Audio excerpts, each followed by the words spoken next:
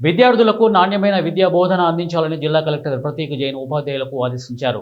గురువారం వికారాబాద్ మండలం గొట్టిముక్కల గ్రామంలోని అంగన్వాడీ సెంటర్, జిల్లా పరిషత్ హైస్కూల్ను జిల్లా కలెక్టర్ ఆకస్మికంగా తనిఖీ చేశారు. అంగన్వాడీ సెంటర్లో పిల్లలు ఎంతమంది ఉన్నారు, ప్రతిరోజు సెంటర్కు వస్తున్నారా, పిల్లలకు గుడ్లు పాలు ఇస్తున్నారా, బాలామృతం ప్లస్ ఇస్తున్నారా, వికలాంగులు, అతి తీవ్రమైన పోషక లోపం ఉన్న పిల్లలు ఎంతమంది ఉన్నారని వివరాలు అడిగి తెలుసుకున్నారు. హాజరు రిజిస్టర్ను పరిశీలించారు.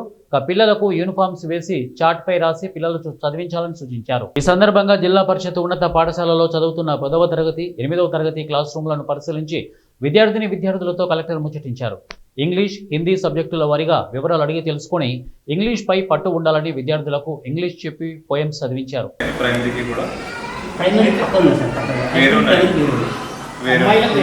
అబ్బాయిలకు మాత్రం కలిసి ప్రైమరీకి హై స్కూల్, అమ్మాయిలకు మాత్రం హై స్కూల్ అమ్మాయిలకు ప్రైమరీకి